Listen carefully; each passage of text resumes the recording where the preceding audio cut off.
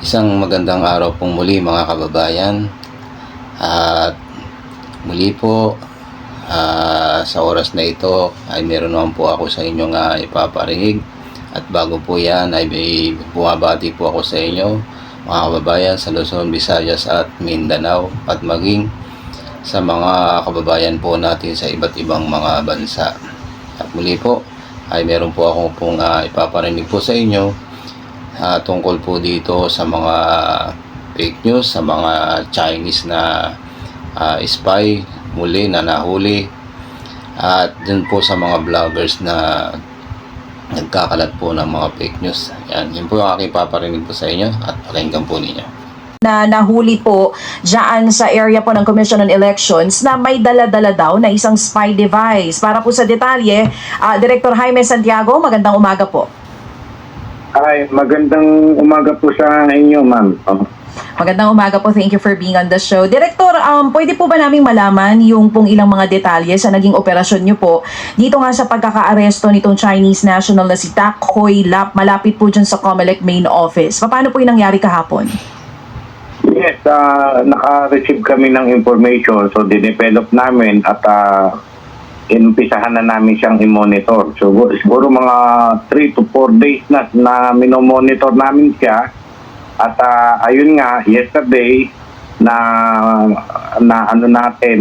nakita natin na 3 beses o 4 na beses siya na umikot sa may Intramuros, particularly sa may Comelec, at humihinto ng about 30 minutes kada Ngayon, nung pang-4 na beses, alis na siya, ayun, sinakote na po ng ating mga ahente. At pagbukas nga po ng kotse, positive, may nakasakay po na mga MC catcher. Yeah, MC catcher po. Oo. Yan lang po para mas malinaw din dito sa mga nakikinig po at nanonood po sa atin ngayon, Director. Ito pong MC catcher, na-explain nyo na rin po yan sa amin. Pero pwede po ba mas detalyado ngayon yung klase na yan ng surveillance device na nakuha ninyo po sa suspect at papaano po niya ito ginagamit, papaano po ito gumagana, at ano po ang potensyal na epekto nito kung sakali na hindi nyo po siya nahuli? Ano kaya yung mga information na po pwede niya pong makuha? Ayun po, nakakasagap po siya ng information. Ayon sa aking forensic men, ay nakakasagap siya ng mga data, messages within the radius of 500 to 3 kilometers. Ang MC catcher or yung tinatawag na International Mobile Subscriber Identity ay tied up yun sa user's SIM, yung sa SIM card natin. Yun po ang kinakapa niya. At yun nga, nakakasagap sila ng information. Hindi po natin, for example, dyan sa station ninyo, may pumarada dyan na gustong makuha yung mga information tungkol sa mga messages ninyo, mga data ninyo. Hindi nyo po yan hindi nyo po yan Matatrack. mararamdaman. Oo. Oo, hindi nyo malalaman yan. Dahil na data lang naman ang hinihigop niyan eh. Sinatypon nila ang mga data. Ganun po. Oo, datas ng mga cellphone within the radius kung nasan po yung MC catcher. Sabi niyo po 3 to 4 days. Oo, yes, Director. 3 to 4 days yun na po minomonitor itong si Tak Hoi Lap. Bukod po sa Comelec area, meron pa po ba siyang ibang iniikutan bago niyo po siya nahuli dyan? Yes, sa iba't ibang sa Taguig, sa iba't ibang government installation natin ay nakikita siya ng ating surveillance officers. And upon checking the device, makikita po ba doon kung ano na yung mga information na nakuha niya kung sakali man? Forensic examination po yun. Ngayon po ay undergoing na ang aming forensic examination kung anong data. Napaka-delikado po nun. For example, tumapat siya sa NBI at may pinag-uusapan kami na i-raid namin isang lugar. Oo. At makukuha nila yung mga mga surveillance namin, mga casing namin, case build-up, mamomonitor nila. At kung connected sila dun, masasabihan na wala kaming makuhuli. Oo. Ito pong si Tak Hoi Lap, ano po ang profile nito? Ano siya tourist lang siya dito, 47 years old, tourist siya, may passport na Chinese passport at ang ang visa niya ay tourist lamang. So, yun nga, tinatactical interrogation nga namin na saan siya connected, sa anong kumpanya ang bakit nandito siya sa Pilipinas. Ayun, sinasabi niya na nagkukuha-kuha lang siya, nag-iikot siya, nagkukuha siya ng litrato being a tourist. Bakit MC catcher ang gamit? Mag-isa lang po siya na nahuli kahapon, Direktor?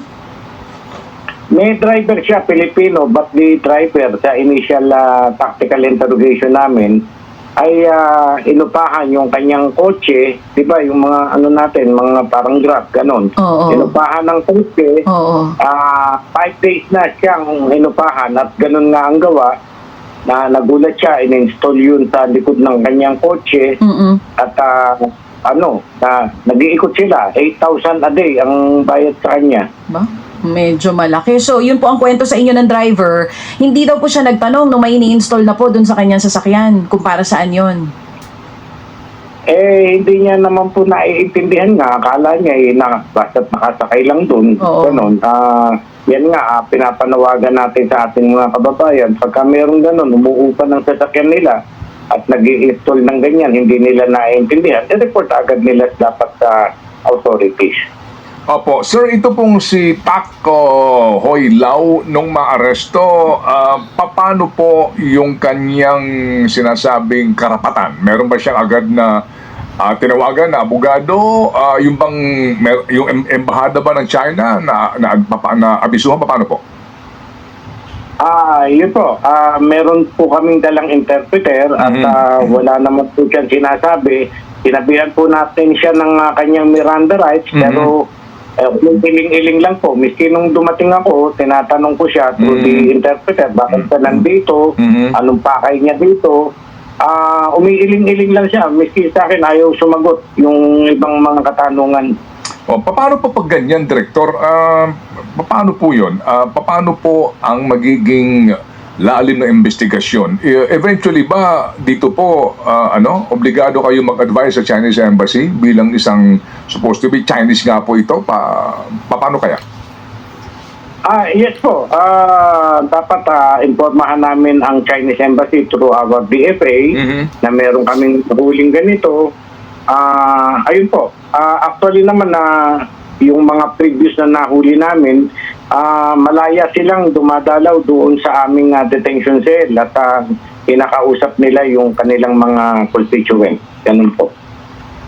Diba, Direktor, hindi to ang una na may nahuli kayong Chinaman na gumagamit itong MC catcher at ang aligasyon nga ay nagkakaroon ng surveillance. Yung pong Pebrero, meron pong 2 Chinese at 3 Pilipino kayong nahuli din. Doon po, kumusta po? Meron ba kayong na-retrieve na ng mga informasyon sa kanila po mga ginagamit na gadget para pang-espiya? Ay, meron po. Actually po, ongoing na po ang trial na po tayo sa korte at nag-testify na po ang ating mga ahente at ang forensic technician natin. Opo, ito po kasi nahuli naman, ito pa ikot-ikot sa AFP area, sa PMP, maging sa Malacanang, are you at liberty to tell us, meron ba kayong nakuhang sensitibong informasyon doon sa forensic examination ng kanilang mga catcher na ito? Hindi po natin pwedeng i-divulge yan, Okay. sir. Pasensya po. Sige po. Pero may mga nakuha po kaming mga information. Opo. Okay, maliban dito kasi meron din po sa Palawan, so far ho ba, maari na ho natin masabihin na substantial pong ating hawak na ebidensya na talagang mga Chinese spy ito na nagmamanman sa atin at ang informasyon ay ibibigay sa China? Para pong ganyan na gumugulong ang aming investigasyon, talagang mahigpit ang aming tactical interrogation at talagang inaalam namin kung bakit pa, ano bang reason nila, pakay nila, ganun po.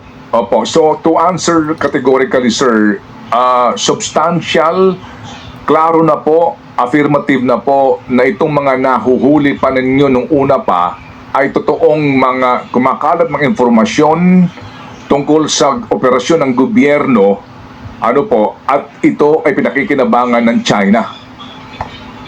Maaari pong gano'n, sir. Kasi alam niyo po yung IMC catcher, alam naman po yan ng Among Awara Media Men.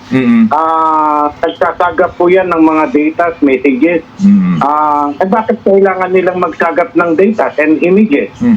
Doon pa lamang po ay hindi nakapanipaniwala yung mga sinasabi nila na sila'y turista lamang at ganun po. Opo. Sige. So, Director, ito pong IMC catcher, ngayon po, wala nang ligtas dito kahit na Viber o regular telcos o kaya regular itong Messenger. Oo. O ano man pong mga, Kumbaga, mga bago ngayon. Na medyo- meron pa isa na parang Telegram. May isa pa eh. May isa pa Oo. sinasabi na WhatsApp. Oo. Lahat po ito, kaya nilang ma-monitor, Director? Yes, sir. Opo. Ang Tindi ng gadget na to. Biro mo, lahat halos ng pwede nilang masagap. Grabe talaga itong mga Chinese na nandito sa Pilipinas, mga spy. Grabe sila, no? ang maganda na nga lang yata ngayon ay signal, but then hindi pa rin po namin na inaalis yung na maaaring nakukuha rin nila, nasasagap din po nila. Okay, ito pong IMC catcher na kanya pong ginagamit, ano ho ito? Homemade ito o paano po? Ano pong inyong dito? Classification? Initial investigation po natin na part by part. May galing sa abroad, merong local na nabibili, at inassemble po. Ganun po. Okay. So sir, kung maliban po sa pangingispiya nitong mga Chinese na ito, pwede natin masabi na itong IMC catcher na ito is a threat to our national security kasi nga baka may mga sindikato na gumagamit ito para bantayan ng mga law enforcement agencies natin. Definitely po. Yan po. Katulad lang, for example na lang, yung maliit na bagay lang. Ilang bawa tumapat sa NBI at kami may mga pinag-uusapan na operation. Yun nga. Nasasaga po nila yun. At wala, magne-negative ang aming operation pagka naunahan kami nung nasabihan yung mga minamanmanan namin, sir. Opo. May tracker ba ito? Technologically, pwede ba natin, tracker, oo. kumbaga malaman natin, uy, may aali-aligid na MC catcher sa atin, pwede bang ganun, Director? Meron kaming pamamaraan, sir. Oo. Hindi na lang natin pwede sabihin na. Opo. Parang sa bilibed, di ba? Merong signal jammer, kumbaga, Director, ano? Opo, sir. Okay, sige. Opo. May iba lang po ako. Ito pong Infinite As Marketing Solutions Incorporated na sinasabi daw po na nakipagkontrata umano sa Chinese Embassy para po sa kanilang mga keyboard warriors, para sa pangingialam sa state affairs natin dito. Nasupina na po sila? Nasupina na po namin at actually may surveillance na kaming ginagawa at ang masakit na lang ito nung isiwalat ito ni Sir Senator Tolentino ay inano agad namin, tinrabaho agad namin, nakita namin yung kanilang yung sa anong tawag dito,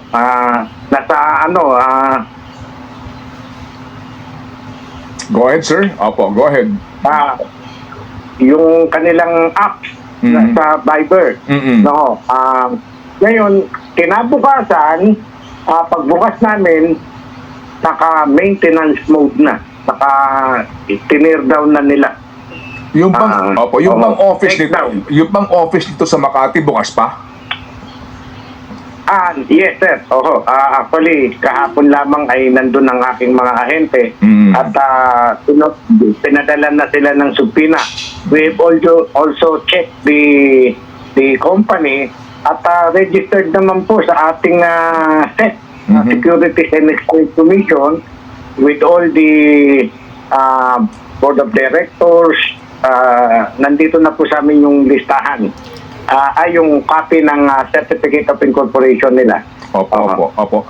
Director, technically, under our existing laws, meron ba hong illegal kung meron kung PR company na kukunin ka para ka kumuha ng mga keyboard warriors for, sabihin na po natin, for advocacies or for influence para po sa mga kaisipan ng ilang pong particular na target audience? Magandang tanong po yan na Manong Ted, yung mga PR companies, like yung mga matataas na tao, yung mga artista, ganyan, kumukuha ng PR companies talaga to promote themselves. But iba pong usapan yung manghihimasok sa ating sistema ng halalan. Yan po ay bawal na bawal.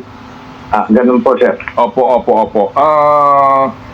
Ano kaya ang particular po na batas na governing that particular action po kaya, Director, if you only remember? Ayan po, yung COMELEC Act. Kasi kung totoo yung sinasabi na may kontrata ang Chinese Embassy with them, at ang pakay ay ganito, makialam sa ating election, hindi po tama.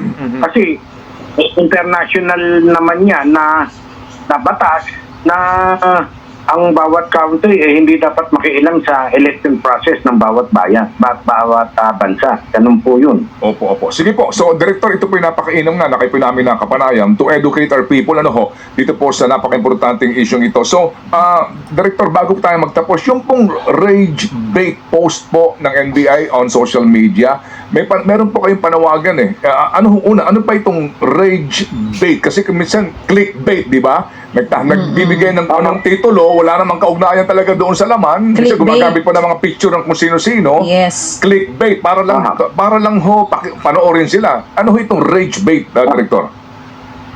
Yan nga po ay parang may napanood po ako isang video na may scientific na pag-aaral dyan, at yan ang ginagamit ng iba nating mga vloggers. Talagang ginagalit ang tao, at ikaw naman pag nabasa mo yun at bakit ganito, magko-comment ka agad. Yung pamamaraan na yun, nakaka-gather sila ng maraming viewers. At remember na itong mga vloggers na to ay ginagawa na nilang pagkakitaan. Sideline or main business nila para pa hanap buhay.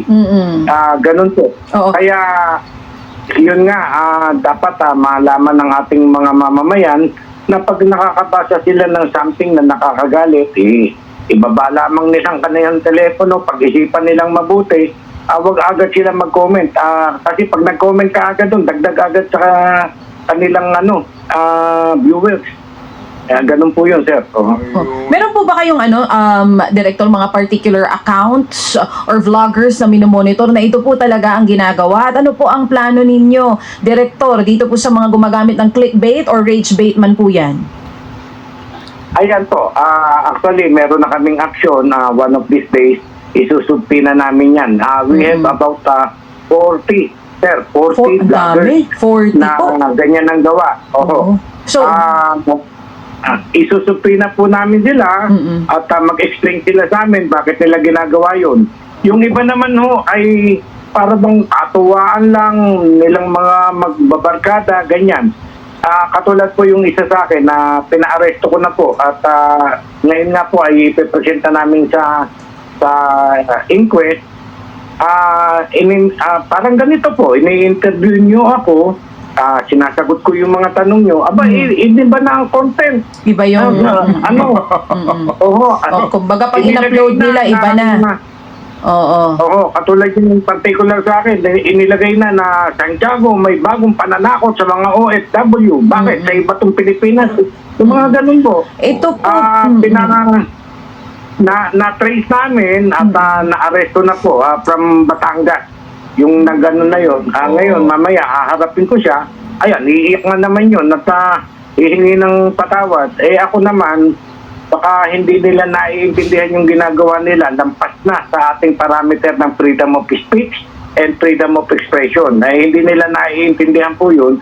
Ang maaaring pagsabihan ko, patawarin, at mangako sila na hindi na nila gagawin yun para sa kapayapaan ng ating bayan. Pero Direktor, yung papatawarin, magsusori, pero hindi kakasuhan, paano po magtatanda yun? Ayan nga po, pinag-aaralan naming mabuti yan, ma'am. Kasi ayaw ko naman na masabi na ika nga ako, isa na ako sa government official na hindi dapat onion skin. Ang Meron po talagang ganong mga vlogger po, mga kabayan, na paparinig nila yung isang bagay tapos iibahin po nila yung tema. Papalabasin nila, ganun po, na mali doon po sa kanilang pinaparinig. Iniiba po nila yung tema. Yun po yung mga ibang vlogger, kumbaga pinipake news nila.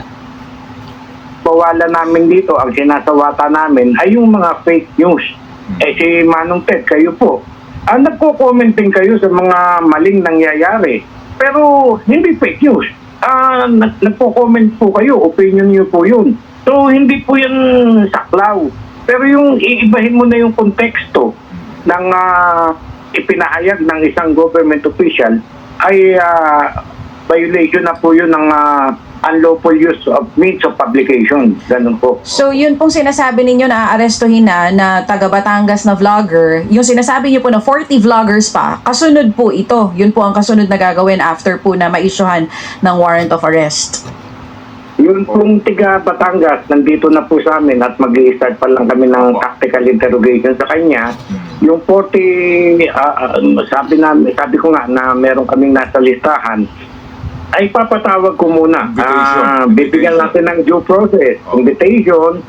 Bibigyan natin ng due process. Baka maipaliwanag nila kung bakit nila ginagawa yung ganun. Titignan po natin mabuti. Ayoko naman po, sabi ko nga sa inyo, Manong Ted, tayo dating hukom, ginagalang natin yung ating freedom of speech and freedom of expression. Opo. Yan po yung atin pong napakinggan tungkol po dito sa ating director ng NBI, si Director Jaime Santiago, na tungkol po dito sa mga vloggers, na tapos tungkol po dito sa mga Chinese spy. Yun, yung akin pong naiparinig po sa inyo. At sana po ay inyo pong nagustuhan. At muli po, papasalamat po ako sa inyo pong panonood, sa akin pong mga subscribers. At sana po ay huwag po kayong magsasawa. At muli po, huwag po natin kakalimutan na tayo po ay magpasalamat sa Diyos na may lalang. Hanggang dyan po, salamat.